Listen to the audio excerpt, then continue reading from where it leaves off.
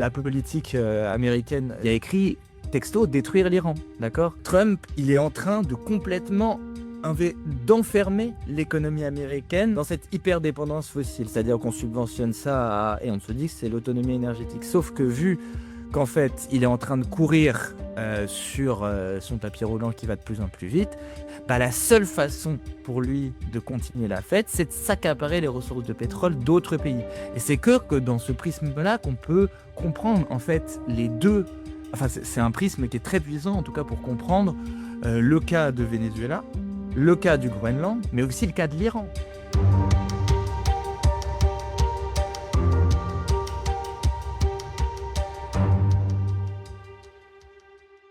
Sator, pour ceux qui ne connaîtraient pas, donc Sator, je rappelle que c'est une plateforme qui réunit des grands cours de tous les experts, qu'ils soient universitaires ou professionnels avec une expertise de terrain sur les savoirs qui sont nécessaires pour penser le monde de demain et la transition écologique.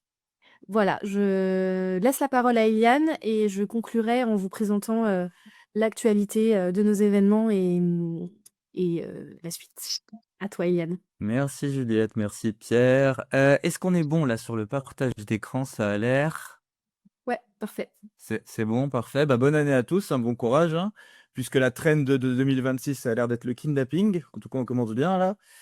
Effectivement, moi, on n'avait pas prévu de se faire ce webinaire jusqu'à très tôt et les événements, mais je pense qu'il y a des prismes d'analyse qui sont assez importants à mettre en avant. Le Coursator que j'ai fait et qu'on a enregistré il y a un petit moment, il est très basé sur la France, mais les questions d'adaptation, elles se posent également au niveau géopolitique. Et je pense que le cas d'étude qu'on a là sur ce début d'année 2026, il va nous permettre de bien comprendre en fait les notions qui sont proposées notamment par Arnaud Horin de capitalisme et de la finitude pour comprendre en fait comment la finitude en tant que telle, les limites physiques qu'elles se tapent nos organisations, elles sont accaparées pour le pire aujourd'hui et surtout dans ce webinaire. Et là, on retrouvera des éléments très importants du Coursator. On va se donner des perspectives émancipatrices et ce cours Sator, et Pierre et Juliette, vous allez en être ravis, est une grande page de pub pour plein d'autres cours Sator. On va parler d'Olivier Hamon, on va parler d'Arthur Keller. On va voir en fait comment on peut englober tout ça dans une vision un peu concrète par rapport aux éléments de connaissances qui existent. Je vais commencer par une petite citation que vous avez déjà entendue. Vous savez pas, elle est attribuée au sénateur américain Hiram Warren Johnson en 1917 qui dit ça au Sénat américain. La première victime de la guerre, c'est la vérité. Vous avez pu le constater à chaque fois qu'on a un événement géopolitique majeur. Il y a énormément de difficultés à avoir des analyses de fond puisqu'on retombe à chaque fois sur des espèces de propagande contre propagande et de guerre du coup de l'information pour aller convaincre et gagner la bataille de l'opinion publique. Moi, ce que je vais essayer de faire, c'est donner, en gros, non pas commenter les vagues, mais plutôt les lames de fond et essayer de les réancrer dans les perspectives qui sont développées par énormément de professeurs Sator, en particulier sur les effets de la contrainte climat-énergie sur la géopolitique du monde. Et on reviendra ensuite au cas des entreprises et des citoyens. Je vais commencer par ce graphique parce que vous l'avez déjà toutes et tous déjà vu, je suppose. En tout cas, la question du pétrole, ce sont les réserves de pétrole dans le monde. Et vous voyez évidemment que le Venezuela, c'est le premier possesseur, en tout cas, de réserves prouvées dans le monde, devant l'Arabie Saoudite. Petite différence, en revanche, sur le pétrole vénézuélien, c'est un pétrole qui est beaucoup plus difficile à exploiter que le pétrole saoudien, par exemple. Le pétrole saoudien, si vous voulez, vous faites un trou dans le sol et vous pouvez carrément, directement, presque, se mettre ce pétrole dans votre voiture. Ouais. Le pétrole vénézuélien, c'est un pétrole beaucoup plus lourd, il y a beaucoup plus de soufre, il y a beaucoup plus de nécessité de traitement et d'infrastructure pour qu'il soit opérationnel. Mais du coup, ce premier graphe, il vous permet en fait de dire cette chose. Quand vous voulez y voir clair dans la géopolitique mondiale, l'objectif, c'est absolument pas d'écouter les propagandes. Elles peuvent être intéressantes des deux côtés, mais un point de vue matérialiste nous impose d'aller regarder les pipelines, les ressources énergétiques, etc. Pour se donner un peu de profondeur d'analyse, on va revenir rapidement sur l'histoire du Venezuela. Le Venezuela, ça a été avant 98 un État qui a été très, très, on va dire, intriqué avec l'économie américaine, avec beaucoup de pétroliers américains qui étaient là pour exploiter le pétrole.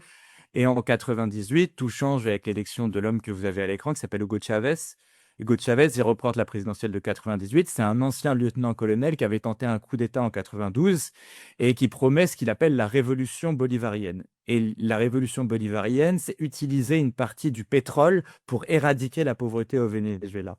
Donc, en fait, il va profiter notamment d'une augmentation très importante du prix du pétrole, environ 25 dollars en 2000 jusqu'à en 2008, 110 dollars, pour lancer des grandes missions sociales. Il y avait un petit peu le même phénomène qu'il y a eu lors de l'élection de Lula, avec une mission, par exemple, pour la santé qui s'appelle Barrio Adentro, la mission Robinson pour l'alphabétisation et Mercal pour l'alimentation subventionnée, les grandes cantines.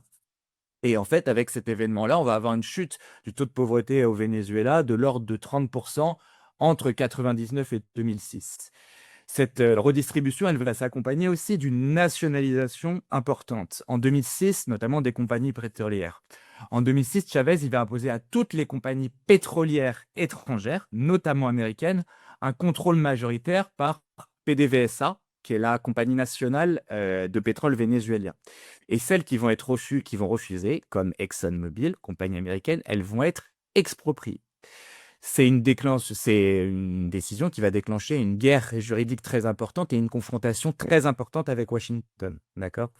Et dans ce cadre-là, on a un rapprochement qui va s'opérer du Venezuela de Chavez à ce moment-là avec la Chine.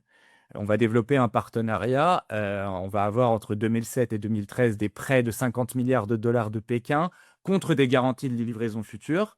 Et le problème, c'est que beaucoup d'investissements vont être consentis, mais des investissements de redistribution. Il n'y a aucune trajectoire côté Chavez, ou très peu, d'investissement dans d'autres secteurs que le pétrole. Et donc, en fait, à la mort de Chavez, il meurt le 5 mars 2013 d'un cancer, il va vraiment laisser une bombe à retardement, avec notamment PDVSA, donc qui est vraiment devenu un guichet social, une agence sociale, qui voit progressivement sa production décliner, une augmentation de la corruption dans le pays et aussi une économie qui va très peu se diversifier. Quand Chavez y meurt, il va laisser du coup une vraie bombe à retardement, comme je le disais. Le successeur de Chavez, c'était son vice-président, il s'appelle Nicolas Maduro, qui est élu qui a élu à 50,6% des voix en 2013. Il n'a pas le charisme, il n'a pas la légitimité de Chavez, et surtout, il va connaître une situation en 2013, un effondrement, une division par deux du prix du pétrole. Or, lorsque toute ton économie, toute ta redistribution sociale, elle dépend d'une seule ressource, c'est une catastrophe économique pour un pays comme le Venezuela, dont 95% des ressources proviennent du pétrole. On va avoir du coup une crise extrêmement importante, une inflation de 130 000%, voilà, donc en vrai, ta monnaie ne vaut plus rien, en particulier en 2008, des pénuries chroniques et l'immigration de plus de 7,7 millions quasi 8 millions de Vénézuéliens sur l'Amérique latine à côté. Moi, j'étais en 2018 en Colombie et on voyait, il y avait des files aux frontières, il y avait une file uniquement pour les Vénézuéliens. Et je me rappelle aussi qu'il y avait des personnes dans la rue qui prenaient des tas de bolivars, d'accord, ils avaient une monnaie qui valait rien. Et en fait, ils faisaient des origales avec des billets de banque vénézuéliens parce qu'ils valaient rien et ils vendaient ça dans la rue aux Colombiens qui avaient une monnaie qui valait quelque chose en réalité. Également, il y a une crispation de Maduro. En 2017, il va perdre l'Assemblée nationale et il va convoquer une assemblée constituante pour contourner cette Assemblée nationale. Et ça va provoquer une sanction américaine, d'accord? Ils vont, en 2019, proposer et imposer des sanctions pétrolières contre le Venezuela. Et ça va pousser Maduro, qui l'avait déjà initié aussi, à pivoter vers la Chine. Et entre 2020 et 2025, pardon, on va avoir 80% des exportations de pétrole vénézuélien qui vont aller vers la Chine et surtout qui vont être payées en monnaie chinoise. D'accord? C'est extrêmement important à comprendre là-dessus. Donc voilà, en gros, l'historique un petit peu qu'on a là-dessus. Je vais vous faire plein de recos aussi d'aller voir des choses. La vidéo de Vince sur le Venezuela est excellente aussi. Venezuela, pourquoi maintenant? Où il explique en fait tout ça et il donne un peu plus de profondeur d'analyse que ce que je viens de faire. On a aussi deux articles excellents pour essayer de bien comprendre la profondeur de la situation intérieure au Venezuela, deux articles du Monde diplomatique de Christophe Ventura. Ventura, c'est aussi un chercheur associé à l'IRIS. Vous pouvez vous abonner à la chaîne de l'IRIS. qui donne en fait régulièrement des chroniques sur l'Amérique latine et c'est toujours d'extrêmement bonne qualité. En particulier, il va donner les tenants et les aboutissants de la crise qu'il y a au Venezuela que je vous ai décrit rapidement et puis le comportement de l'administration Trump, en particulier par rapport à cette économie vénézuélienne. Tout ça, ça augure en fait ce qu'on appelle la malédiction des ressources. Je vous ai mis par exemple, depuis le choc pétrolier, donc le premier choc pétrolier de touc, touc, touc, en 73, on a un prix du pétrole qui commence à faire n'importe quoi, qui a énormément de fluctuations alors qu'avant il était extrêmement stable. C'est ce qui se passe en fait quand vous rentrez dans des phases de déplétion structurelle de la ressource de pétrole, quand vous avez moins de pétrole dans une économie, parce qu'on va dire qu'on est contraint physiquement. Au début, vous allez avoir une augmentation du prix du pétrole, et quand cette augmentation du prix du pétrole va devenir trop importante, elle va détruire une partie de l'activité économique. Et la destruction de cette partie de l'activité économique va faire chuter le prix du pétrole. Ça veut dire que moins vous avez de pétrole dans l'économie, ça ne veut pas forcément dire que vous allez avoir un prix du pétrole qui va augmenter, ça veut simplement dire que vous allez avoir un prix du pétrole qui va beaucoup fluctuer. Et c'est encore pire, parce que vous n'avez pas de capacité d'anticipation. La malédiction des ressources, c'est exactement le cas du Venezuela. On a une économie qui dépend de l'extraction d'une matière première et on va ne faire que d'investir dans cette matière première particulière pour en fait diversifier, faire de la redistribution sociale, etc. Et dès qu'on a une contrainte majeure, une chute de prix ou des difficultés d'approvisionnement sur cette ressource, on est en situation d'effondrement très rapide de l'économie et du modèle social. Ça va avec aussi toute une structure économique aujourd'hui qu'on a entre le sud global et le nord global. Sur le graphique de droite, c'est une étude scientifique qui s'appelle Unequal Exchange of Labor in the World Economy, qui a été publiée en 2024 sur Nature, dans la revue Nature, qui montre qu'en fait, le sud global génère 80% du travail mondial en réalité, c'est-à-dire de temps de travail, de richesse produite pour seulement 20% de ses bénéfices. Et ça va avec une structure économique qui s'appelle la courbe du sourire. C'est-à-dire qu'après la phase de colonisation, on est rentré dans une phase néocoloniale, d'accord? Et dans la phase néocoloniale, en fait, il y a une volonté de diffuser les chaînes de valeur économiques un peu partout dans le monde et de garder notamment les chaînes de valeur économiques qui génèrent le plus de plus-value en Europe, aux États-Unis, dans le monde occidental, en tout cas dans le Nord, et de déléguer les phases à moins de valeur ajoutée, c'est-à-dire les phases de production et d'assemblage et d'extraction, dans le Sud global. Dans ce cadre-là, notamment avec l'outil des dettes, on va hyper spécialiser énormément d'économies du Sud global, voire toutes, dans l'extraction des matières premières sur leur territoire, avec pour objectif d'envoyer ces matières premières dans le Nord pour qu'elles soient transformées, et en échange, on va réexporter du nord vers le sud tous les produits de biens consommation, de biens agricoles, etc. Donc la structure géopolitique mondiale, après la colonisation, s'est orientée vers ça, vers un nord qui fabrique tout, qui a ensuite délégué cette fabrication aux côtés de la Chine, et des économies du sud global qui s'hyper spécialisent et qui doivent s'hyper spécialiser pour continuer à vendre aux pays occidentaux dans l'extraction, la transformation des matières premières. Donc ça, c'était un peu le cas du Venezuela. Et ce qui est intéressant, c'est de comprendre à côté ce qui se passe avec les États-Unis. Vous avez vu que Trump a décidé de retirer les États-Unis du GIEC aujourd'hui même et qui continue en fait une politique qui s'appelle le Three Baby Drill. Et en gros, ce Three Baby Drill, ça vient d'une promesse de campagne de Trump qui a promis lors de son élection, sa promesse en 2024, de diviser par 2 le prix de l'énergie dans les 12 mois suivant sa prise de fonction. Il ne l'a pas fait évidemment, mais en fait, l'idée, c'est qu'il veut contrôler une majorité du marché du pétrole et en tout cas avoir le plus de pétrole à disposition. On va se redonner aussi un peu de profondeur là-dessus.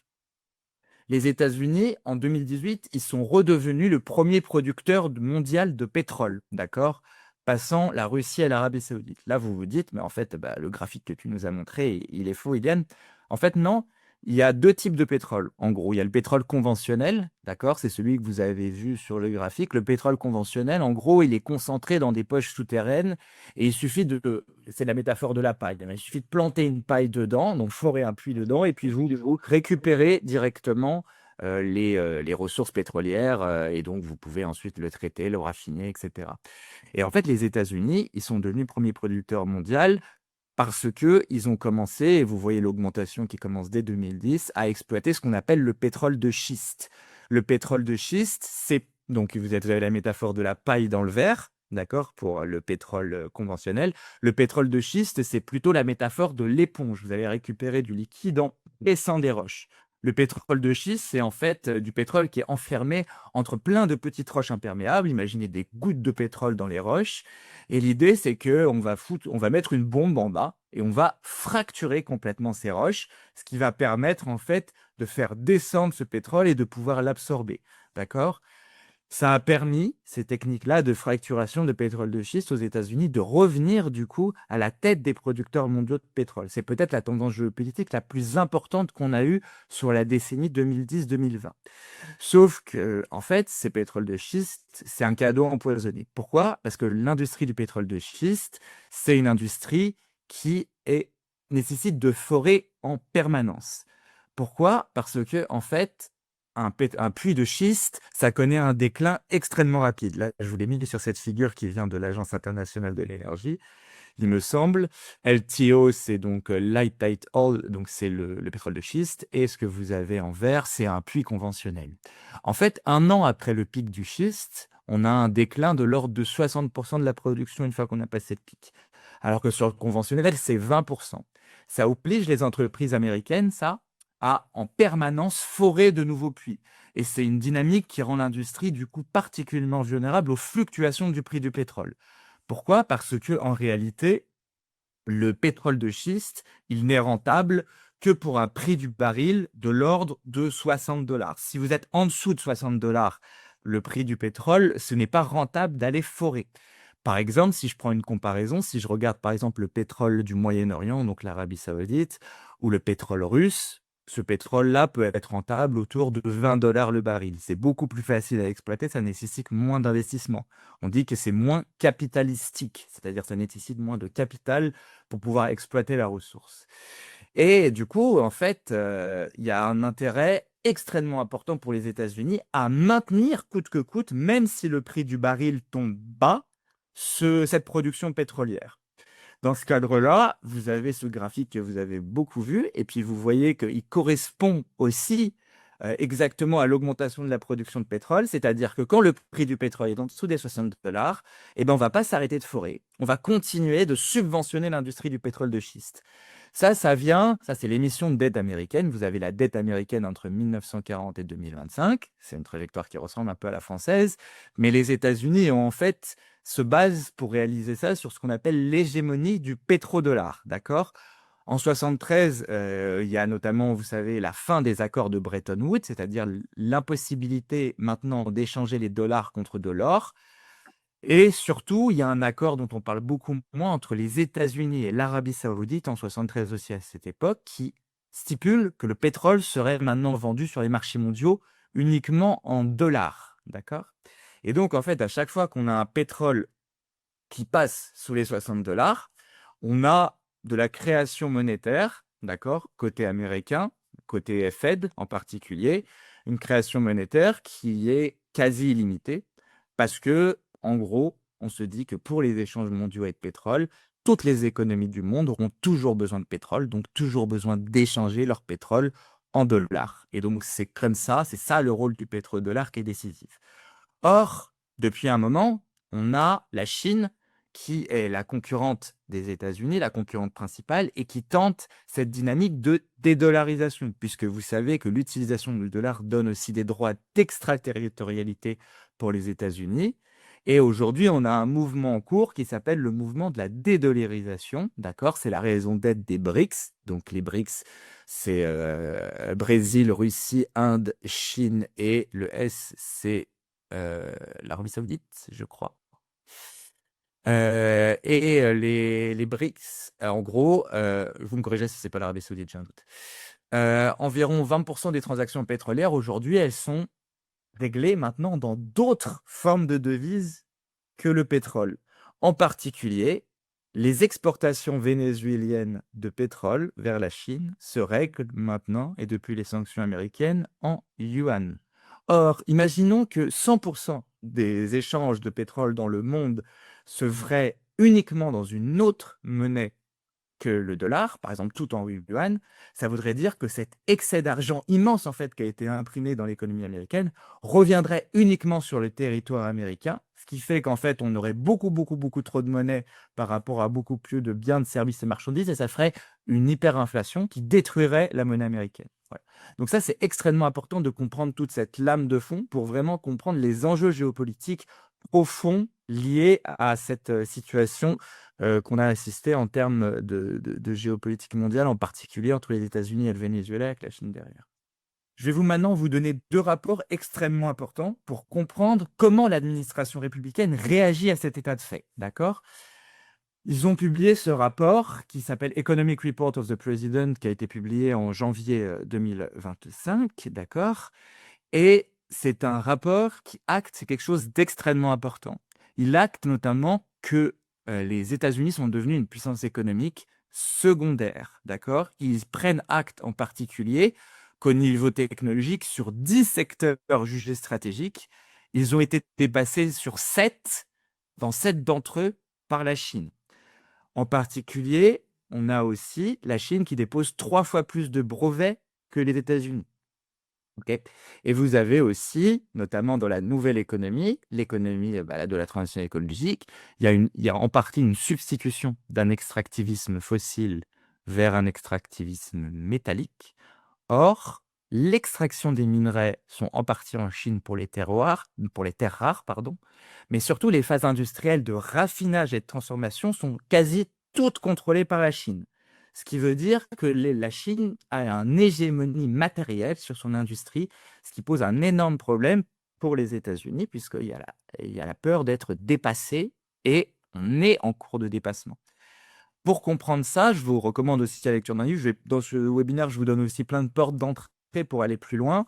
Le livre de Benjamin Burbaumer, qui est peut-être le meilleur économiste, moi je trouve actuellement, en tout cas pour comprendre la géopolitique, qui s'appelle Chine et États-Unis, le capitalisme contre la mondialisation. Il explique la phase où en fait les États-Unis se sont largement désindustrialisés pour aller installer une partie des capacités de production en Chine et pourquoi il y a un retour en arrière là-dessus et une volonté maintenant de relocaliser une partie de cette industrie-là. Et c'est un livre extrêmement important pour comprendre le lien entre la Chine et les États-Unis actuellement. C'est le genre de livre, quand vous l'avez fini, vous disiez au début, ah, c'est trop compliqué, la Chine et les États-Unis. Et à la fin, vous lisez ça et vous vous dites, ah, j'ai tout compris. Et voilà, donc ça donne un prisme d'analyse extrêmement puissant. L'autre rapport, et c'est le rapport le plus terrifiant, il a été pas mal commenté, le National Security Strategy des États-Unis, qui a été publié en novembre 2025. Et ce rapport va avec notamment tous les pays qui ont été menacés par Trump, notamment concernant le Moyen-Orient, l'Iran, beaucoup de pétrole. Il indique nettement qu'il faut détruire l'Iran. C'est écrit dans le rapport, d'accord, pour que Israël soit en fait le point le plus important de la région et qu'il devienne intouchable. Et il parle de l'Europe aussi. Il explique ce rapport, il va expliquer tout un discours. Il y a marqué que le changement climatique n'existe pas, etc. Bon, ça, vous connaissez avec l'administration Trump. Mais il y a un discours sur l'Europe. Il s'occupe de nous aussi. Il parle d'une crise civilisationnelle et il appelle les gouvernements européens à se ressaisir en se mettant derrière les États-Unis. Donc, il y a une logique de vassalisation. Et il explique que si ça ne sera pas le cas, de toute façon, eux, ils vont soutenir des forces qu'ils appellent montantes et qui désignent par le nom de patriotes. D'accord? Ça, c'est marqué sur les documents qui sont produits par l'administration américaine. La stratégie, elle est claire comme du cristal. Elle est écrite, en réalité. Et en fait, l'idée de l'administration américaine, fondamentalement, c'est d'essayer de réorganiser les capacités de production pour se mettre en capacité d'initier probablement des attaques frontales contre la Chine pour garder l'hégémonie, d'accord?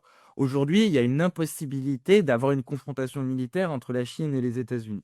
Pourquoi? Parce que les États-Unis ont en fait toute leur production matérielle qui vient de la Chine et la Chine a l'énorme marché des États-Unis. Donc en fait, ça serait vraiment un suicide d'avoir une opposition militaire directe. Mais l'idée, c'est de pouvoir reconfigurer les forces géopolitiques de force par rapport aux États-Unis et donc de se donner cette possibilité-là. En tout cas, c'est une interprétation qui peut être faite et qui est en fait assez vraisemblable quand on voit les discours de Trump. Pour l'Amérique latine, et on revient au sujet vénézuélien après cette digression, il y a un retour de la doctrine Monroe. La doctrine Monroe, C'est un document qui avait été, c'est une doctrine qui a été donnée par le président des États-Unis, je crois que du 19e siècle, ouais, qui dit qu'en fait, l'Amérique latine est le précaré des États-Unis. C'est-à-dire que les États-Unis se donnent le droit d'intervenir sur l'ensemble du continent américain quand ils estiment que leurs intérêts vitaux sont touchés. OK? Et ça, il le complète dans le Security Report avec ce qu'il appelle la corollaire Trump, qui leur permet en fait d'intervenir, qui se donne le rôle d'intervenir lorsque les gouvernements latino-américains feraient des choix économiques qui seraient contradictoires avec les États-Unis. Donc le Venezuela, mais aussi vous avez vu cet élément, tout ce qu'il a déclaré ensuite. Il a déclaré nous allons en faire intervenir nos très grands groupes pétroliers au Venezuela, ça vous l'avez vu. Mais vous avez dit on va devoir faire quelque chose avec le Mexique, le prétexte du trafic de drogue, du narcotrafic. Le président colombien qui s'appelle Gustavo Petro, il lui a dit fais gaffe à tes fesses, et on a eu une menace de mort, notamment de Elon Musk auprès de Gustavo Petro, qui a écrit Plata o Plomo, donc l'argent ou la tombe. Au président colombien, d'accord, qui a aussi une partie de ressources importantes, mais surtout qui est le centre, notamment de l'industrie de la drogue en Amérique latine, notamment de la cocaïne. Et il y a des menaces extrêmement fortes auprès de Cuba. Donc, si je vivais à La Havane, je serais au moins un peu inquiet. Donc, il y a vraiment une volonté de retourner sur les thérapies de choc qui sont développées notamment dans le livre de Naomi Klein, dont elle donne l'exemple de ce qui s'est passé avec Pinochet au Chili et qui montre dans ce livre, et je ne vais pas y revenir, j'en parle régulièrement en conférence de ce bouquin-là, mais vous pouvez retrouver. L'idée, c'est que chaque catastrophe est un prétexte, crée un état de choc dans les populations, et que cet état de choc permet la privatisation du monde. Et c'est ça l'objectif de ces états de choc. Et donc, en fait, pour comprendre structurellement, systémiquement, dialectiquement la situation, on a un livre qui, pour moi, est hyper important, qui était vraiment un effet waouh au moment où je l'ai lu. C'est les travaux qui sont qui sont réalisés par Arnaud Orin sur le capitalisme de la finitude. Arnaud Orin, c'est un économiste et un historien qui explique qu'en fait, depuis la création du capitalisme, il a toujours alterné entre deux formes. La première, c'est une forme qu'il appelle libérale. Dans la forme libérale, l'idée, c'est que la croissance globale des richesses, elle va être distribuée au mieux par la mécanique du marché, et qu'en fait, l'économie n'est pas un jeu à somme nulle. En coopérant, on peut créer plus de ressources, plus de richesses, et que c'est comme ça qu'on s'enrichit en réalité. Elle a dominé pour lui de 1815 à 1880, puis de 45 aux années 2010. La seconde forme, en revanche, c'est le capitalisme de la finitude. Je vais passer beaucoup de temps à le décrire, qui émerge en fait au moment où les élites économiques et politiques perçoivent le monde comme un espace limité et fini, où il faut s'accaparer les ressources dans la précipitation. Je vais vous donner la métaphore d'un gâteau pour bien comprendre. Mais d'abord, on va juste réexpliquer comment fonctionne le capitalisme, assez simplement, pour comprendre ces deux variantes-là qui existent. Le capitalisme, c'est quelque chose de très simple. C'est vous montez sur une bicyclette et vous êtes obligé de continuer à pédaler pour pas que la bicyclette tombe. La bicyclette, c'est quoi? Simplement ce schéma-là. Vous avez de l'argent. Cet argent, vous allez l'utiliser pour acheter des marchandises. Et l'idée, c'est d'avoir avec ces marchandises plus d'argent, argent prime. Et l'idée, c'est que argent prime soit plus important que argent et qu'on fasse circuler ça le plus vite possible. Quelles sont ces marchandises-là? Les marchandises, il y en a deux. Il y a ce qu'on appelle le travail, d'accord? Donc, je paye le salaire, par exemple, Pierre paye le salaire de Juliette pour qu'elle travaille chez Sator, d'accord? Et capital, c'est plutôt les machines qu'on va acheter ou les matières premières en réalité. Et donc, la première façon de maximiser, d'augmenter la circulation marchande, c'est d'augmenter soit deux quantités. La quantité de travail, donc je bosse pas 8 heures par jour, mais 16 heures par jour, donc je vais produire plus, d'accord? Ou d'augmenter la productivité du travail. La productivité du travail, ça va être par exemple l'innovation, avoir des ordinateurs plus puissants, avoir de l'innovation technologique en réalité, d'accord? C'est d'avoir des machines plus performantes, c'est d'avoir une accumulation de ressources intellectuelles plus importantes en particulier, voilà. Et dans le capital, on a deux choses. On a ce qu'on appelle le travail mort, c'est plutôt les machines. Plus j'ai de machines, plus en fait je vais pouvoir faire des économies d'échelle et donc avoir un différentiel plus important entre argent et argent prime. Et surtout les ressources, d'accord? Plus j'ai besoin de mes matières premières et j'ai besoin d'avoir un accès privilégié à mes matières premières. Et si l'objectif de ce cycle-là, il y en a de deux types, soit de maximiser la survaleur, donc pour la quantité de travail, c'est travailler toujours plus, augmenter le temps de travail à tous les moments. Pour la productivité du travail, bah, c'est l'innovation technologique, il suffit de penser à l'IA pour les gains de productivité que ça va générer. Le travail mort, c'est plutôt la question de l'accumulation, accumulation de machines, où on peut augmenter aussi cette circulation en rachetant des concurrents et donc en rachetant ses investissements, les machines qu'il a lui-même. Et il y a la question de l'accaparement des communs. Donc, c'est un accès illimité, avoir l'accès le plus simple, le plus privilégié aux ressources. Mais il y a une autre façon de générer, d'accélérer ce vélo, c'est ce qu'on appelle, bah, du coup, fluidifier les échanges et maximiser le champ de la concurrence. Donc, en fait, on augmente. L'idée, c'est que ce cycle-là, argent, marchandise, argent, il aille le plus vite possible. OK? Donc, il tourne, tourne, il tourne. Et l'idée, c'est que la mise en circulation marchande, elle peut se générer par une suppression des entraves à la concurrence. Ça, c'est le capitalisme dans sa phase libérale, d'accord? Expansion de la sphère de la marchandise, donc par exemple privatisation d'infrastructures de santé, voilà, un grand hôpital public, et puis on va passer avec quelques bouts avec des cliniques privées, etc. Et organisation de politiques publiques autour de la compétitivité, les aides aux entreprises, etc. Et donc, si je résume un petit peu les deux propositions d'Arnaud Horin, le capitalisme libéral, ça va être plutôt de travailler sur l'objectif de accélérer ce cycle toujours, toujours, toujours, toujours. Et le capitalisme libéral, le capitalisme de la finitude, pardon, c'est de se dire, en fait, bah, si je fais ça, en fait, je vais perdre des capacités industrielles. Et donc, ce que je vais faire pour maximiser ma survaleur, c'est surtout travailler sur le bas de l'échelle. Ok. La métaphore qu'on peut se donner ici, c'est celle du gâteau. Je vais retrouver ma slide sur le gâteau. Donc, hop là, elle est mon gâteau. Le gâteau. Alors, en gros, dans le capitalisme libéral, on se dit que, en fait, on a tous un gâteau à partager tous ensemble, mais qu'en fait, si chacun veut le plus de gâteaux pour lui, dans le capitalisme libéral, c'est en fait, bah, tout le monde ne va pas se précipiter sur le gâteau qu'il y a là. Chacun va prendre un peu de son temps pour aller chercher de la farine, pour aller chercher des œufs, et on va faire un autre gâteau à côté. D'accord? Et plus on aura de croissance économique, plus on aura de nouvelles parts du gâteau qu'on pourra se partager. D'accord? Dans le capitalisme de la finitude, on a des ressources finies. Par exemple, on n'a plus de farine, d'accord? Et bah, si on n'a plus de farine, on peut plus faire de gâteaux. Et donc, en fait, si je veux avoir le plus de gâteaux pour moi, il faut que je me précipite sur le gâteau qu'il y a pour avoir la plus grosse part pour moi et pouvoir le manger, d'accord? C'est ça la distinction qu'on a entre capitalisme de la finitude et capitalisme libéral. Or, l'administration américaine, on l'a vu, elle ne joue plus du tout avec les jeux, avec les règles libérales.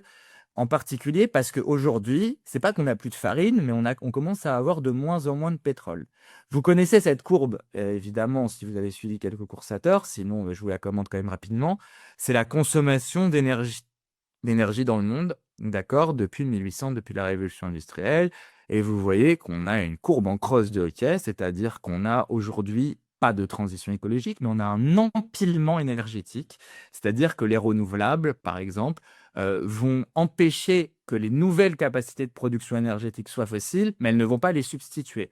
On n'a jamais consommé autant de pétrole et de gaz qu'aujourd'hui, d'accord? Et c'est pour ça que les émissions de gaz à effet de serre continuent d'augmenter.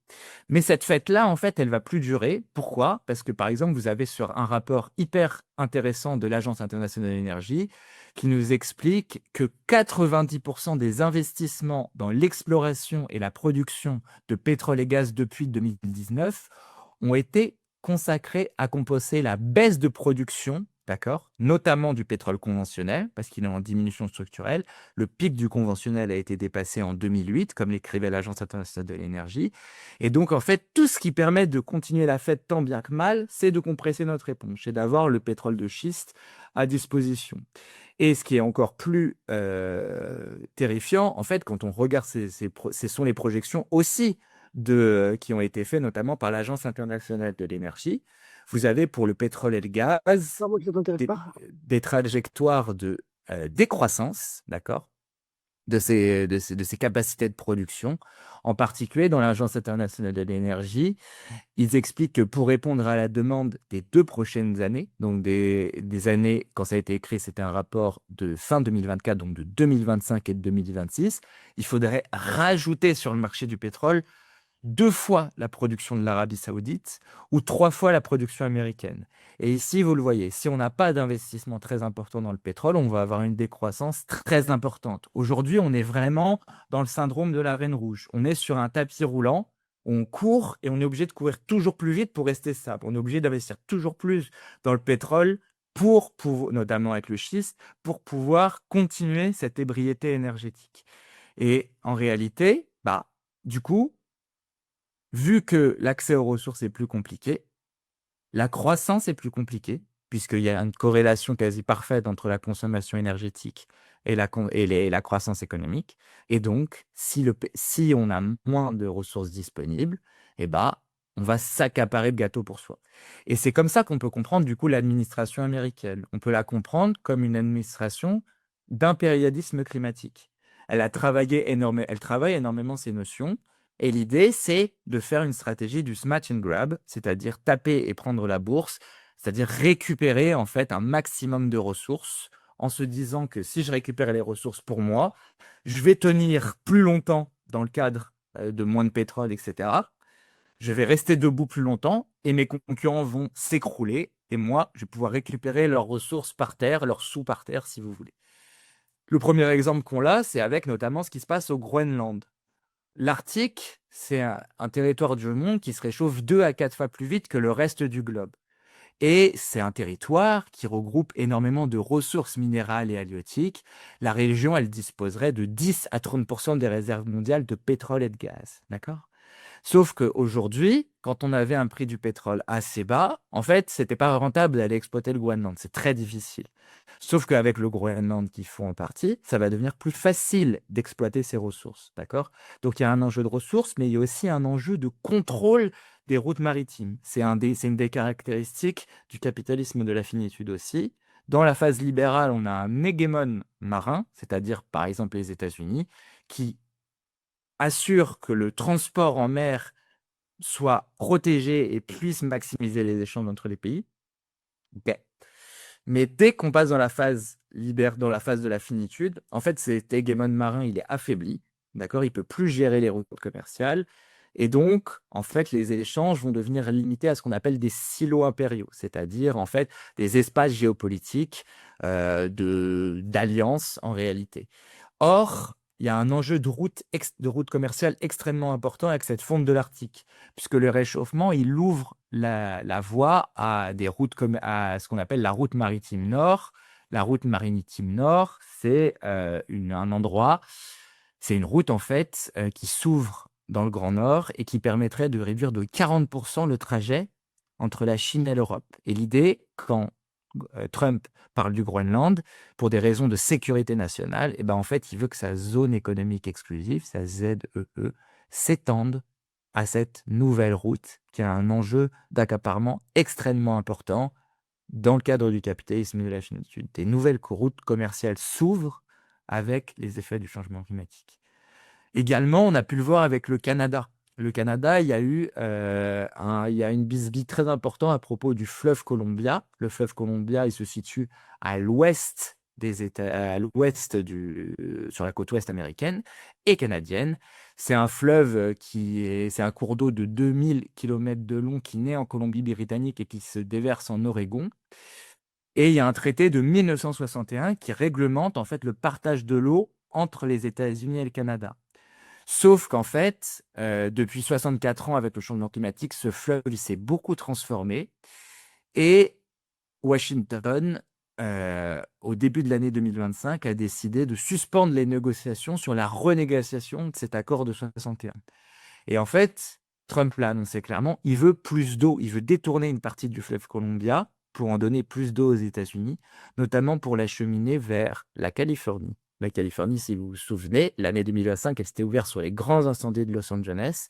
La Californie, elle est tout le temps touchée par des épisodes maintenant de sécheresse extrêmement importante parce qu'il y a un modèle agricole qui est extrêmement gourmand en eau et parce que climatiquement, le trop sec est extrêmement fort sur cette zone-là. Et l'idée, c'est on va accaparer une partie des ressources en eau du Canada pour les rediriger vers la Californie pour continuer le modèle agricole extrêmement intensif en termes d'eau qu'on retrouve notamment du coup en Californie et puis permettre du coup d'éteindre les incendies. C'est vraiment la vision comme ça de l'administration américaine. Ils savent très bien ce qui se passe, notamment sur la partie sécheresse en Californie.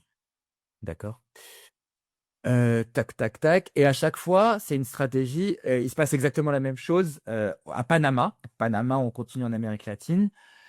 L'idée, c'est que le canal de Panama, donc qui est un canal hyper stratégique pour la circulation de marchandises au niveau mondial, et ce canal de Panama, en 2023 et 2024, il a connu une baisse de 30% de ses passages, d'accord, de passages de navires.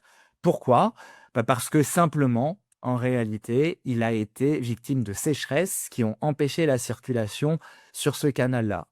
Et donc, en fait, vous le voyez sur ce titre-là, Trump, il a dit, on va reprendre le canal de Panama, d'accord? Et en fait, l'idée, c'est quoi? C'est de donner une priorité aux navires américains, etc. À chaque fois, la stratégie du Trump, c'est une stratégie maximaliste. C'est-à-dire qu'on va donner l'argument maximal d'annexion du Canada, du canal de Panama, pour derrière aller renégocier un traité inégal, beaucoup plus favorable aux États-Unis qu'il l'était avant. Ils l'ont fait notamment de façon extrêmement... Ils le font pour le Canada, ils le font pour le Groenland et ils le font du coup pour le canal de Panama. Et l'idée, ça a été développé puisque Trump est quelqu'un qui a écrit des livres. Il a écrit un livre qui s'appelle The Art of the Deal. Et dans The Art of the Deal, il explique que la stratégie de négociation pour faire des deals, c'est de croire que toi, de faire croire à ton adversaire, à la personne avec qui tu négocies, que toi, tu es fou et imprévisible, ce qui va te permettre d'avoir des avantages dans la négociation que tu n'aurais pas s'il pensait que tu serais un individu rationnel. Okay. On a du coup cette dynamique, on pourrait parler des droits de douane aussi de façon extrêmement qui rentre là-dedans, dans ce prisme-là aussi. Mais l'idée, c'est que fondamentalement, quand on est une entreprise, il va falloir faire un choix. D'accord? Le choix, c'est entre la pilule bleue qui est en fait de tracer sa réalité explicitement dans ce monde qui se transforme, dans ce nouveau capitalisme de la finitude, ou continuer à suivre la voie des techno-zinzins de la Silicon Valley et en fait de la trajectoire qu'est en train de prendre les États-Unis d'Amérique. Ok. On va voir comment ça se matérialise. Mais l'idée, c'est de comprendre d'abord comment ça se manifeste pour vous. Et là, on va revenir du coup un peu aux courses à tort. La réalité, c'est que en fait, on a beaucoup de mal dans les entreprises ou n'importe où à voir cet éléphant-là au milieu de la pièce. Dans la polycrise, la seule certitude qu'on a, c'est que l'avenir ne va pas être linéaire. Or, le problème, c'est quand on fait de la planification d'entreprise, la planification de pays, on regarde ce qui s'est passé dans le passé. Donc, on regarde déjà un passé avec des conditions climatiques qui sont complètement différentes de celles qui sont actuellement et des conditions climatiques qui vont encore changer aujourd'hui. La dérive climatique, elle est arrêtable, mais irréversible, c'est-à-dire qu'on ne reviendra pas en arrière, même si on atteint la neutralité carbone. Et surtout, on regarde une phase économique, systémique qui est passée. On se donne toutes les informations, on a tous les réflexes de la phase libérale, alors qu'on est en train de passer sur une autre phase, une phase mercantile, le capitalisme de la finitude de Horin. Or, l'avenir, du coup, il n'est pas linéaire, il va être fait de ruptures. Et une rupture, c'est quoi? C'est ce qu'on appelle une synchronisation des vulnérabilités. Les vulnérabilités, ici, je vous ai mis mes pendules sur un skateboard et vous voyez qu'en fait, dans la polycrise, c'est l'imbrication des crises géopolitiques, de la dérive écologique qui est réversible avec les crises géopolitiques et sociales en particulier, et technologiques. Et cette polycrise, elle crée, d'après Edgar Morin, c'est lui qui a inventé ce concept, une synchronisation des vulnérabilités. Quand j'ai mis mes pendules sur mon skateboard, vous voyez qu'au début, ils étaient désynchronisés. Mais en fait, à force d'avoir le mouvement du skateboard, qui a un effet de rappel et de synchronisation des pendules, pourquoi? Parce qu'en gros, il va changer de direction et c'est exactement ce qui se passe comme quand vous êtes dans un bus, par exemple, et que le bus va freiner fort. Vous êtes dans ce qu'on appelle un référentiel qui est non galiléen, d'accord? C'est-à-dire qu'il n'est pas à vitesse constante, et quand le bus va freiner, vous allez être projeté vers l'avant, d'accord? La décroissance de l'accélération fait qu'on a un mouvement. Et c'est pareil, il y a une petite force sur les pendules qui fait que quand le skateboard va ralentir, on va avoir un effet de type, on va tirer le pendule de l'autre côté, et quand il va accélérer, on va le projeter en arrière. D'accord? Et donc, on a progressivement une synchronisation des vulnérabilités. Et là, on revient du coup à la base du coursateur, qui est cette notion de risque. On a appliqué dans le coursateur, en fait, à tous les territoires de France, à une énorme diversité de territoires de France, nos villes, nos outre-mer, nos montagnes, nos forêts, notre ressource en eau, notre agriculture, nos outre-mer également, nos territoires littoraux. Une équation qui s'appelle l'équation du risque, qui est en fait montré que un certain nombre d'aléas climatiques vont exposer un certain nombre de territoires, et que ces territoires vont être plus ou moins vulnérables selon un certain nombre de caractéristiques, et que la réponse en termes d'adaptation nécessite de limiter la vulnérabilité. Et ce qu'on n'avait pas fait dans le coursateur, et peut-être du coup il faudrait faire un deuxième coursateur, c'est qu'on n'a jamais appliqué cette équation à ce qu'on appelle les risques de transition. D'accord? Les risques de transition, c'est des risques, en gros, si on transite vers une économie bas carbone, c'est comme ça que ça a été construit. C'est un vocabulaire qui vient notamment de la TCFD puis de la CRD, qui était la volonté de mener une analyse en double matérialité. C'est-à-dire comprendre les risques de la décarbonation, contrainte ou organisée sur les modèles d'affaires, d'accord? Et un risque de décarbonation, bah, c'est un risque de déplétion structurelle du pétrole. Et donc, cette équation du risque climatique, elle peut tout à fait s'appliquer aux notions de risque de transition et aux notions de décarbonation. Et d'accord? Et donc, elle est un prisme, une méthode d'analyse extrêmement puissante pour réparer notre toit quand il fait beau, puisque c'est ça la logique. En réalité, ce qu'il faut faire, c'est arriver à planifier une réponse rationnelle par rapport à ce qui va se produire. Et dans ce cadre-là, bah, aujourd'hui, on a plein d'outils pour planifier cette réponse, d'accord? L'idée, c'est que en fait, il va falloir qu'on arrête de manger des gâteaux au chocolat, d'accord? Si on est en réalité dans le capitalisme de la finitude et qu'on peut faire moins de gâteaux, la solution numéro un qu'on a vue, c'est on se jette sur le gâteau, d'accord? Pour récupérer ce qui reste de gâteau avec une farine qui est moins disponible. Ou l'autre choix qu'on peut faire, c'est celui de décider, je sais pas, de manger une salade de fruits, par exemple. Parce que peut-être qu'on peut se dire que manger du gâteau au chocolat à tous les repas, ça nous rend malade, ça nous rend addict, et peut-être que c'est pas, et que ça rend pas heureux en réalité.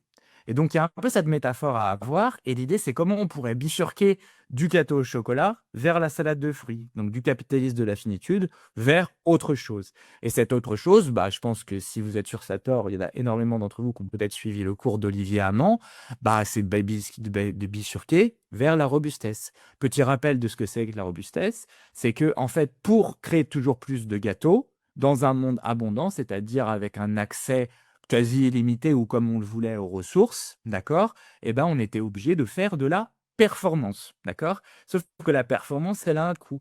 On va uniformiser tous nos processus économiques, d'accord? On va faire, dans la version du capitalisme libéral, la théorie des avantages comparatifs de Ricardo.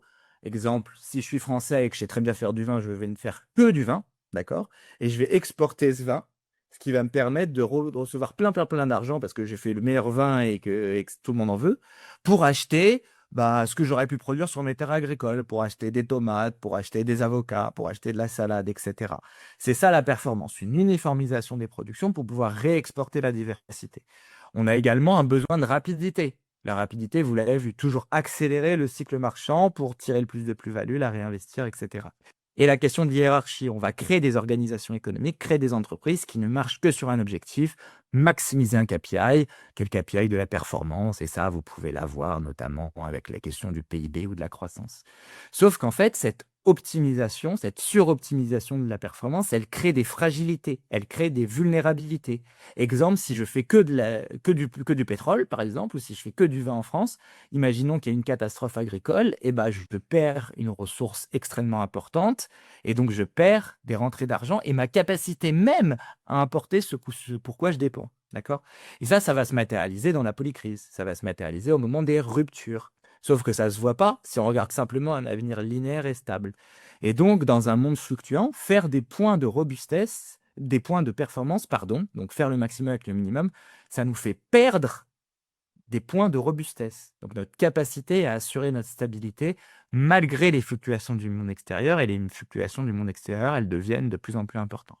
Et donc, allez voir le cours d'Olivier Hamon, mais en 1 minute 30, comment on fait quand on veut faire de la robustesse et plus de la performance? Eh ben, on va faire de la diversification, on va faire de la lenteur et on va faire de la redondance. Et comment on va faire tout ça? En fait, l'idée, le point émancipateur ici pour sortir de ce capitalisme de la finitude, c'est de trouver les déjà là qui marchent sur une autre logique. Et là, autre professeur Sator incontournable, c'est Pablo Servigne, qui a écrit ce livre-là, L'entraide, l'autre loi de la jungle.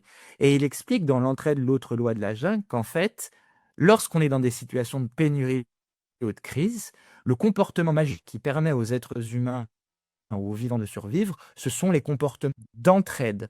Pourquoi? Parce que si je ne m'entraide pas avec mon voisin, en fait, on va avoir une tribalisation, d'accord, de la société. Chacun va s'accaparer leurs ressources pour lui et donc accélérer cet effondrement-là. Ok?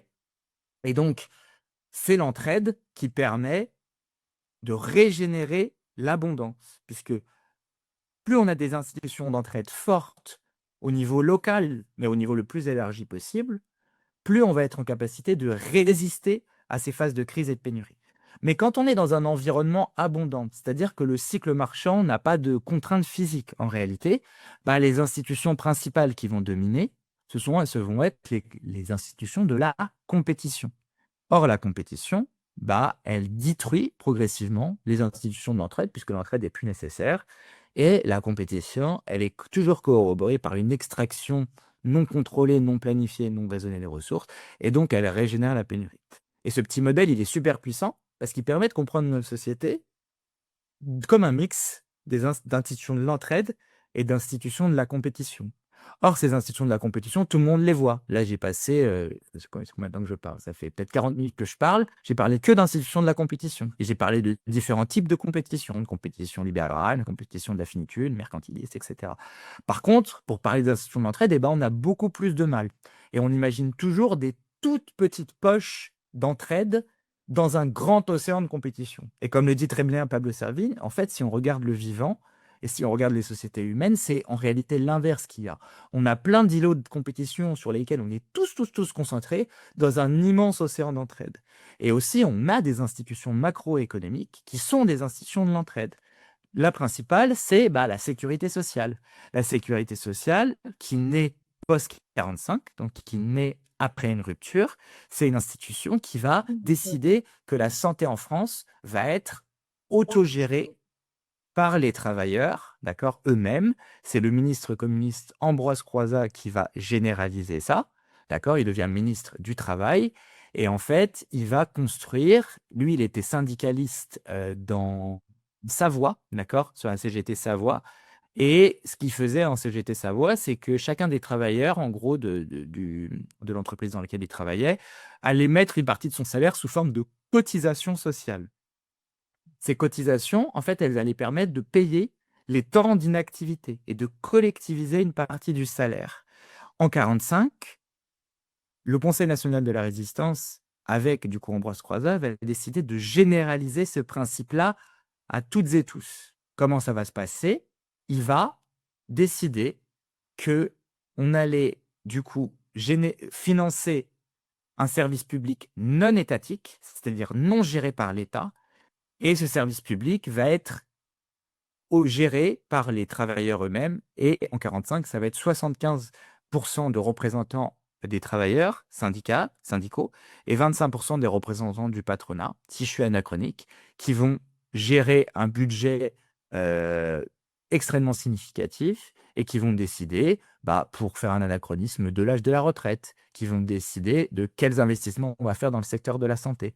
L'objectif, c'est de ne plus couvrir les besoins, ne plus couvrir la question de la rentabilité financière, mais d'investir selon les besoins des gens. D'accord? Le total des prestations de la sécurité sociale en France en 2021, c'était 838 milliards. C'est 12 000 euros par Français et c'est un tiers du PIB français. Et en fait, cette sécurité sociale, elle permet d'extraire de la logique marchande, donc de la logique concurrentielle, une partie très importante de production qu'on juge comme des droits humains. d'accord, comme des impératifs à mettre en sécurité sociale. Et quand on rentre dans cette réflexion-là sur la sécurité sociale, eh ben, on a une perspective émancipatrice énorme, parce qu'on peut réfléchir à plein d'autres types de sécurité sociale. Celle qui est le plus connue, c'est la sécurité sociale de l'alimentation, qui est en expérimentation. Sécurité sociale de l'alimentation, on aurait chacun 100 euros par personne et par mois sur une carte vitale de la sécurité sociale de l'alimentation. Et cette carte vitale, on ne pourrait la dépenser que chez des producteurs alimentaires qui seraient conventionnés démocratiquement. Comme on peut dépenser uniquement l'argent qu'on a sur notre carte de sécurité sociale tout court chez des médecins qui sont conventionnés. Pourquoi ils sont conventionnés? Parce qu'ils ont fait des études de médecine. Et bien, ce conventionnement pour la sécurité sociale de l'alimentation, on pourrait le choisir uniquement sur des critères, on pourrait le choisir de façon démocratique. On ferait par exemple une caisse de sécurité sociale de Paris 12e, où en fait les représentants des mangeurs de Paris 12e, d'accord, décideraient, eh ben, on va plutôt conventionner une alimentation qui a des critères carbone vertueux, qui fait de l'agroécologie, qui fait de l'hydrologie régénérative, le concept qui est développé par Charles Descolonges sur Sater, etc. Et une fois qu'on rentre dans cette logique de sécurité sociale, eh ben, on se dit que rajouter de la démocratie locale un peu partout, c'est en fait créer par la base plein de petites institutions de l'entraide qui, à chaque rupture, on aura l'occasion de les généraliser. C'est ça qu'il faut comprendre, et c'est ça le message de l'entraide et le message de la robustesse, c'est que fondamentalement, il faut créer par la base toutes les institutions qui vont tenir, qui sont des formes de mise en sécurité sociale des communs et des besoins, parce qu'à chaque rupture, on aura une occasion de les généraliser, d'accord? Et il y a une volonté aussi pour ça. C'est des projets, quand j'en parle, moi, mais comme beaucoup d'autres personnes qui les défendent sûrement mieux que moi en parlent, ça provoque un espèce de ouf de soulagement là-dedans. Et c'est pas quelque chose qui est uniquement cantonné à certaines sphères militantes. Par exemple, France Stratégie a publié un rapport qui questionne la question de l'instauration d'une sécurité sociale du risque climatique. Et il y a des travaux aussi très intéressants sur la sécurité sociale du logement. Et donc, comme ça, en fait, une des portes d'entrée à de sortie de cette forme de capitalisme de la finitude, c'est de créer partout des poches d'entraide et de robustesse et de les tenir prêts au moment où on sera capable de les institutionnaliser. Et donc, si je termine cet exposé rapidement, il suffit de dire, en fait, de tracer cette courbe-là. On a aujourd'hui une organisation qui est fragile parce que dès qu'on a un choc, on a une dynamique d'accaparement des ressources, l'administration Trump, etc. La robustesse d'Olivier Hamran, c'est ce qui nous permettrait de rester stable malgré un monde fluctuant. Donc il y a plein de chantiers dont Olivier parle très bien. La résilience d'Arthur Keller, c'est rajouter à la robustesse notamment des façons de fonctionner en mode dégradé et de savoir réagir aux crises lorsqu'elles nous tombent dessus. Et le concept que je peux rajouter moi, c'est peut-être le concept d'antifragilité, c'est-à-dire de faire de la robustesse. Donc aujourd'hui, faire tous les investissements, les organisations de prévention des risques au monde fluctuant, d'accord? La résilience, réagir pendant les catastrophes, et l'antifragilité, c'est avoir plein d'institutions dans l'entraide prêtes pour qu'à chaque crise, on soit en capacité de les généraliser. L'antifragilité, c'est de la musculation. Et quand vous faites de la musculation, vous détruisez une partie de vos tissus, donc vous vous faites mal et vous les régénérez en plus fort. Bah, l'antifragilité, c'est ça. C'est profiter des crises pour généraliser les déjà là de la robustesse, les déjà là de la résilience et les déjà là de l'entraide. Mais pour ça, il faut qu'ils soient prêts au moment des crises. Et donc, c'est ça le chantier pour moi, pour sortir et se donner une perspective positive pour 2026. Et on finit par cette petite phrase, hein, le futur sera collectif ou ne sera pas, plus que jamais avec les événements de notre temps. Et je vous remercie pour votre attention. Donc, Bertrand demandait, au moment où tu parlais de l'image du yo-yo, est-ce que l'image du soufflet pourrait être également judicieuse parce qu'elle rajouterait la dimension destructrice, genre un souffleur à feuilles. Est-ce que tu te souviens de ce moment de... Oui, je me souviens de mon yo-yo, mais je vois pas trop l'histoire du soufflet. Mais oui, oui, si ça grossit, ça grossit, ça grossit, ça retombe. Bon, il faut le développer, ce truc-là. Je me suis amélioré, mais j'ai toujours été nul en métaphore. Parce que je suis assez abstrait dans la tête, et moi, on m'a dit, il faut mettre des métaphores, La métaphores. métaphore du gâteau et de la salade de fruits était Mais m'en demandez pas trop, hein, je peux pas en faire 40. Hein. Vraiment, c'est très énergivore pour moi de trouver le gâteau et la salade de fruits, déjà. Ouais. Alors, une question plus politique, quand tu parlais du fait que le gouvernement américain se réserve le droit de financer des groupes patriotes dans un des rapports que tu as évoqués, est-ce que ça veut dire concrètement financer des groupes d'extrême droite? Ah oui, tout à fait. Bah, vous avez vu que Musk, quand il était encore pote avec Trump, il est intervenu à l'AfD, etc. À l'AED, donc l'Alternative für Deutschland, qui est le groupe d'extrême droite allemand et qui est très très proche enfin, qui est néo-nazi, quoi, pour le dire très très rapidement. Et il est intervenu à leur meeting en visio, en mondo-visio. Il y a un rapport, vous le voyez aussi si vous suivez l'actualité britannique. Moi, je suis très proche des Anglais. Et il y a un soutien très important, notamment à tous les mouvements on va dire, grassroots movement d'extrême droite, donc les mouvements, on va dire, auto-organisés d'extrême droite britannique, avec notamment Tony Robinson, etc. Un soutien à Nigel Farage aussi, même s'il y a des bisbilles entre Nigel Farage et Trump Musk. Il y a en France avec le Rassemblement national, ils sont pas en super bon terme, mais on travaille là-dessus. Mais en tout cas, il suffit de lire le rapport. Il y a vraiment marqué ça, hein. C'est les forces patriotes qui sont là pour relever la crise civilisationnelle européenne, etc. Ouais, c'est écrit texto dans le rapport, hein. Tac. Merci Liane. Je vais repartir. Attendez, parce qu'il y a tellement de questions dans le chat. Tac, tac, tac. Alors, en admettant que l'on arrive à mettre en place la bonne boussole dans notre pays, continent, comment faire pour résister également aux pressions extérieures qui seront de facto de plus en plus agressives et militarisées? Eh bah, on fait ce qu'on a fait. On avait quelqu'un qui était pas. On avait. Bon, il y a plein de limites à ça, mais la France, traditionnellement, après 45, elle a une voie de non-alignement, notamment avec le général de Gaulle. Non-alignement, ça veut dire équidistance des deux blocs, le bloc soviétique et le bloc américain. Et du coup, l'idée, c'est que en fait, il y a énormément de pays, moi je pense, qui n'ont pas la volonté de choisir, de s'aligner sur ces différents blocs. Et un bloc d'équidistance, la France comme puissance d'équilibre, comme elle l'avait été notamment en 2003, quand Dominique de Villepin a refusé, avec Jacques Chirac, au nom de la France, de participer à l'intervention militaire en Irak. Eh ben, on peut avoir une voie de non-alignement, en tout cas qui semble de plus en plus importante, notamment à parler au continent qui est le plus dynamique, qui est le continent avec le plus d'avenir, mais qu'on méprise et dont on parle strictement jamais, qui est l'Afrique.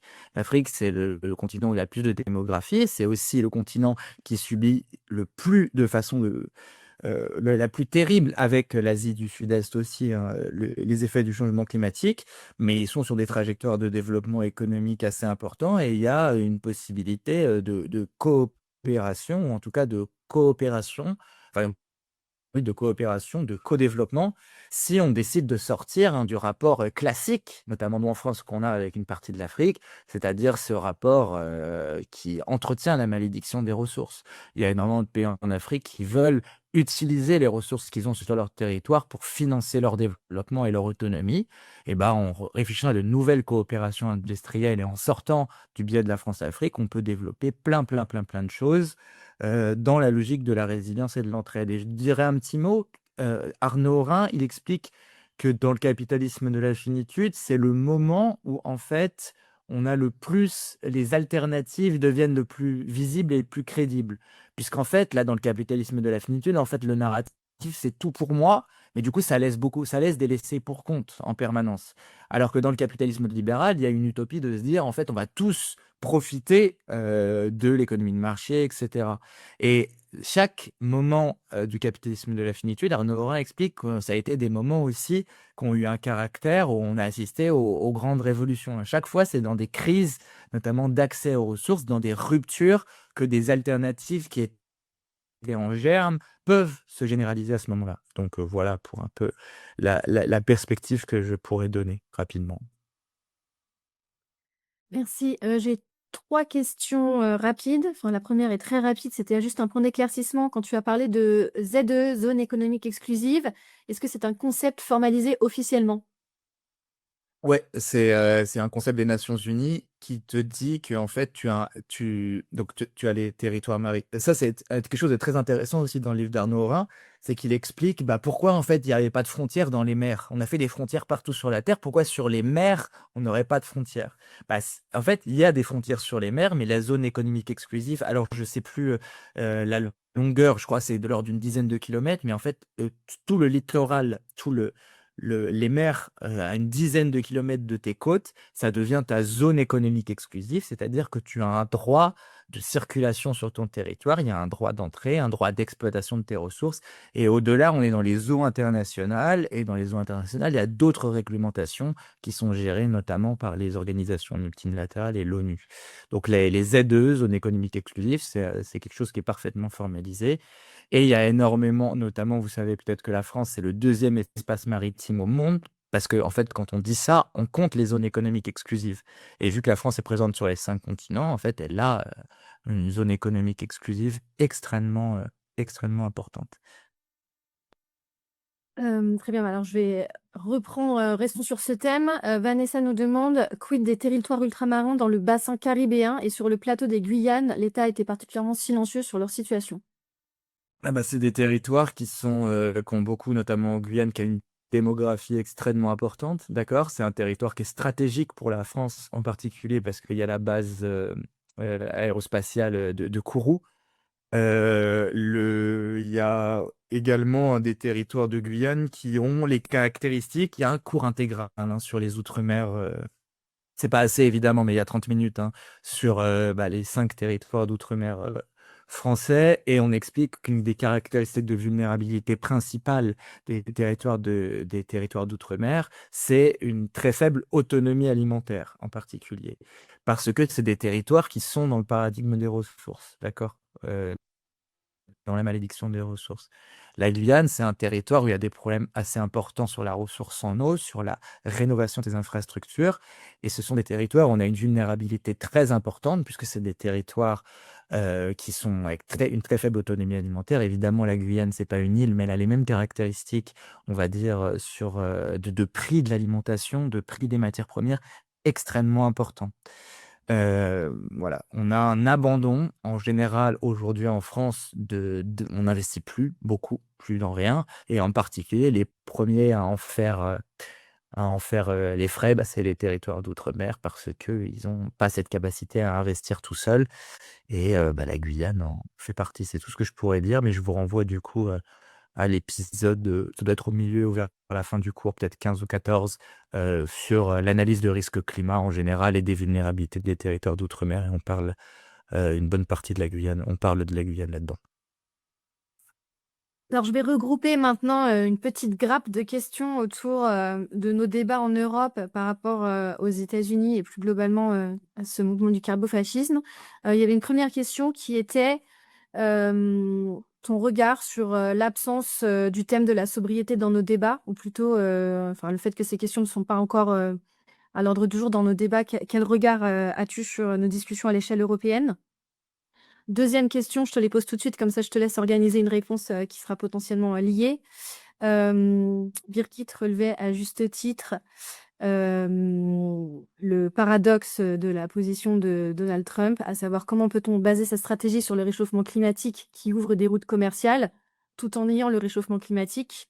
Et ça fait écho à d'autres questions, d'autres réactions qui ont été posées à d'autres moments de ton intervention sur en gros, la potentielle hypocrisie ou enfin, position stratégique des États-Unis par rapport à ce sujet.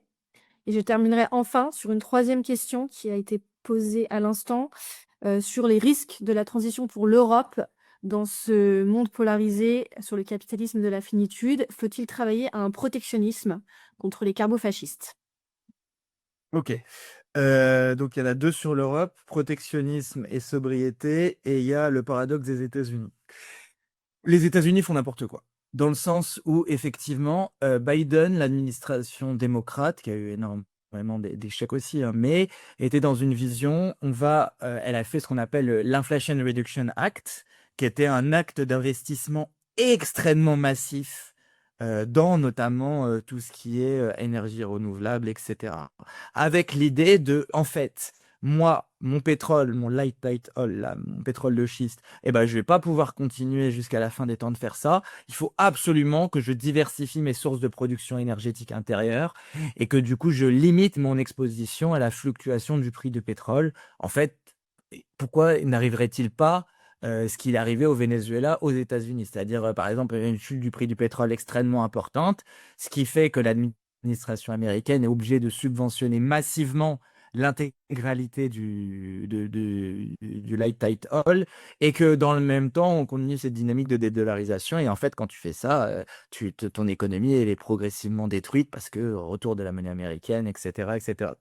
Et donc, l'administration Biden avait compris ça en partie et s'est dit, bah, en fait, là, il faut faire des investissements massifs pour l'électrification, etc. Et surtout, si je fais ces investissements là dans les énergies renouvelables, dans les voitures électriques, etc., ça va me permettre de reconstruire mes bases industrielles directement et notamment semi-conducteurs, etc., en recréant des filières américaines.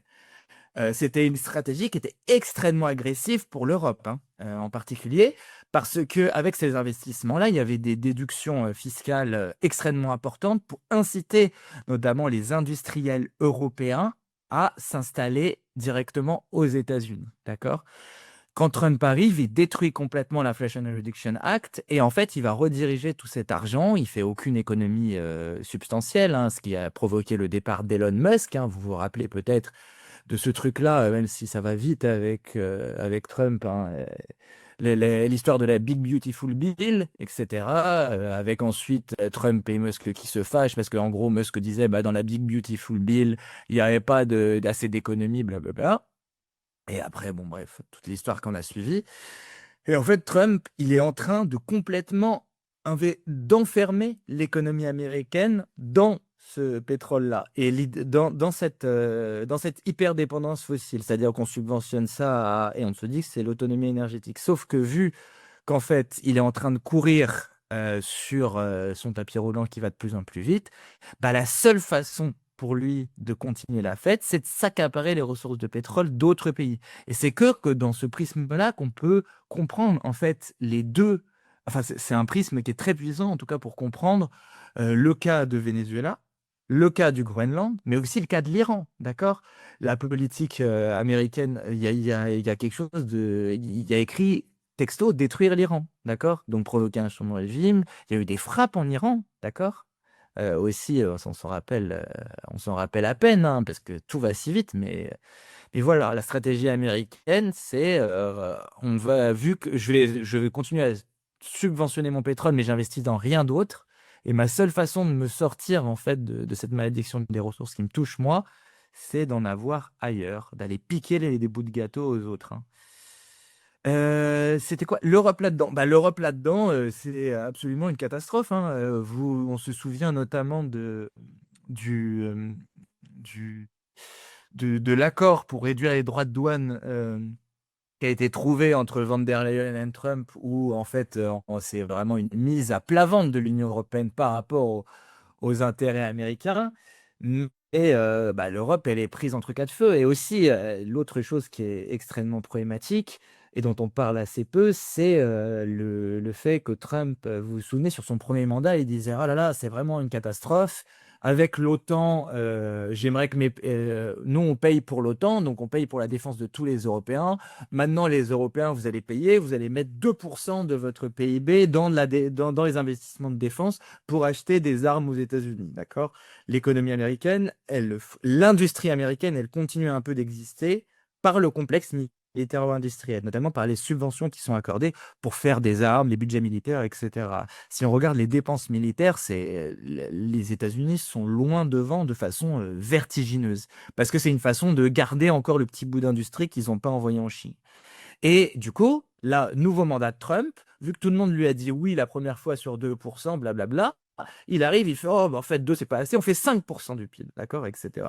Et donc, dans les Européens, là, la dynamique qu'il y a, c'est d'acheter notamment du gaz liquéfié pour compenser les pertes qui sont liées à l'arrêt de l'approvisionnement du gaz russe, et de payer des armes aux États-Unis pour, en augmentant le budget de la défense, de tous les pays vers le 5%, etc. Et donc, en fait, il y a une dépendance énergétique et une dépendance militaire qui est exacerbée par les crises qu'on a actuellement. Et ça, c'est quelque chose d'extrêmement important à comprendre pour essayer d'avoir une interprétation du jeu des acteurs en présence. Qu'est-ce qu'on pourrait faire en alternative? Eh ben, les institutions de la robustesse et de l'entraide. Et surtout, il y a quelque chose, je pense, moi, de très important à comprendre avec Trump. Si tu lui dis oui, oui, il va te tordre le cou et le poignet. On peut voir par exemple la réaction qu'a eu Emmanuel Macron par rapport aux événements du Venezuela. Trump a retweeté le tweet de Macron et un jour après, je ne sais pas si vous avez vu cette scène incroyable, littéralement, Trump se fout de la gueule de Macron sur une histoire de médicaments, il le ridiculise. En fait, Trump, si tu lui donnes le bras, et si tu lui donnes ton doigt, il va t'arracher le bras en réalité. Et la seule position qu'il comprend, on le voit notamment dans le rapport qu'il a avec Poutine et avec le président Xi, c'est quand tu t'opposes à lui, d'accord? Quand tu as un rapport de résistance par rapport à lui. À ce moment-là, il va commencer à te respecter, etc. Mais ça nécessite structurellement de se décorréler en partie de la dépendance énergétique, militaire et géostratégique qu'on a par rapport aux États-Unis. Et ça nécessite des investissements, ça nécessite en particulier, oui, je pense, une forme de protectionnisme, parce qu'il faut qu'en Europe, nos entreprises qui soient plus vertueuses, qu'on garde une partie de notre industrie en Europe, et sans protectionnisme, en fait, nos produits industriels, ils vont être, ça dépend des secteurs évidemment, mais ils vont être détruits par des productions de Chine qui vont être moins importantes et par une volonté, pourquoi pas, de délocaliser aux États-Unis pour limiter les droits de douane. Mais oui, je pense que la taxe carbone aux frontières, ça peut être une bonne façon de donner la possibilité matérielle d'une politique industrielle. Puisque, en fait, une politique industrielle, tu ne peux pas la développer si si tu laisses rentrer toutes les marchandises sur ton territoire qui sont moins chères en particulier parce que tes concurrents ont plus investi déjà dans leur industrie et qui ont un coût du travail moins important en particulier et un coût de l'énergie. Puisqu'en Europe aussi, il y a un énorme problème sur le coût de l'énergie qui est le coût de l'énergie le plus élevé au monde par des mécanismes, on va dire, bureaucratiques comme les prix de l'électricité sur le marché de l'énergie. Et pourquoi on ne parle pas de sobriété? Bah, parce que on est dans tout le monde a un petit peu aujourd'hui. Alors, ça serait une façon, hein, plus tu es sobre, en fait, plus tu limites ton exposition aux fossiles, en fait. Et c'est ça qu'il faut comprendre. Moi, je me bats pour essayer de dire qu'il faut abolir la fable du colibri ou de la responsabilité de chacun. Le sujet climatique, c'est pas un sujet de responsabilité en premier ordre. C'est un sujet de risque. Plus je suis carboné, plus je dépends d'acteurs géopolitiques qui n'ont pas les mêmes intérêts que moi, qui peuvent me forcer à adopter des politiques ou des positions que je ne veux pas. Macron et le prix des médicaments, par exemple. Et surtout, en fait, physiquement, c'est des choses, les fossiles, pétrole, gaz, qui vont faire du yo-yo n'importe comment. Et ce yo-yo, bah, en fait, ça m'ôte toute capacité de planification. Faire de la sobriété, limiter sa dépendance au maximum aux fossiles, c'est se donner plus de capacité de souveraineté aussi. D'accord. Puisque, en fait, on relocalise des capacités de production et qu'on est on est moins exposé bah, aux dynamiques géopolitiques que recouvre le fossile. On n'a toujours pas de pétrole en France, hein, au cas où, et ni même en Europe, hein. Merci beaucoup, Iliane. Je te pose juste une dernière question parce que Cécile l'a posée 2 fois. Donc rapidement, est-ce que tu peux juste nous dire si l'instabilité des prix du pétrole depuis les années 70 est également due à la financiarisation de l'économie? Ah oui, ah, ça c'est rigolo ça. Ouais, en 2008 par exemple, je vais vous remontrer mon graphe parce qu'il est super ce graphe, c'est le meilleur graphe. Hop, je commence à parler comme Trump. Hop, alors le graphique, tac tac tac, the best graph ever, le meilleur graphe que vous aurez jamais vu de votre vie. Ah. Hop là. Tac. Et oui, parce qu'effectivement, le pétrole, c'est une ressource, comme toutes les ressources, qui est financiarisée. Et du coup, par exemple, regardez en 2008, c'est extraordinaire. 2008, vous avez un prix du pétrole à 125 dollars le baril, puis 2009, ça passe à 40 dollars. Donc, on va dire 120, 40, on fait le calcul, x3. On a eu x3 en un an. Qu'est-ce qui s'est passé? Divisé par 3 en 1 an. Qu'est-ce qui s'est passé? Il se passe que, en fait, en 2008, vous avez ce qu'on appelle des collatéraux, c'est-à-dire des produits financiers qui te permettent en fait d'acheter du pétrole dans 5 ans. C'est ça que c'est ça un collatéral, ok? Donc, en gros, il y a la crise de 2008. Dans la crise de 2008, il y a plein de financiers, notamment les financiers de la City et de New York, bref, qui voient qu'en fait, une énorme partie des actifs titrisés, parce qu'il y a les junk bonds, là, les subprimes dedans, tombent à zéro. Donc, panique sur les marchés financiers. Et quand un financier panique, il achète de l'or, du pétrole et du franc suisse. Ok? Donc, ce qu'il achète, il n'achète pas du pétrole directement. Il va acheter un contrat à terme de pétrole aujourd'hui, d'accord? Et pour dire, bah, tu me le livreras dans 1, 2, 3, 5, 10 ans. Ok? Évidemment, ils vont jamais se faire livrer le pétrole chez eux. Évidemment. Mais c'est un actif de refuge. Et donc, 2008, énorme panique. Tout le monde achète de l'or, du pétrole et du franc suisse. Pouf, le prix des collatéraux de pétrole augmente jusqu'à 125 dollars, et ce qui fait que le prix du baril réel, parce qu'en fait, il y a une corrélation entre les deux, on pourrait expliquer pourquoi, monte à ce prix-là aussi, d'accord? Et donc, en fait, le prix du pétrole augmente, monte jusqu'au ciel, et puis à un moment, la BCE, la Fed, arrive et rachète tous les titres de dette pourris et sauve les banques. Qu'est-ce qui se passe? Bah, en fait, bah, j'ai plus besoin de ton pétrole et puis je vais pas me le faire livrer. Donc, tout le monde se met à vendre son pétrole d'un coup, et le prix du pétrole arrive à 40 dollars, d'accord? Et donc, on l'a divisé par 3 en 1 an. Évidemment, toutes les économies du Sud, les économies qui dépendaient du pétrole, eh ben, elles ont pris un coup extrêmement important à ce moment-là. Et la finalisation du pétrole, ça se voit aussi quand on a eu la phase des prix négatifs. Donc il y a deux éléments.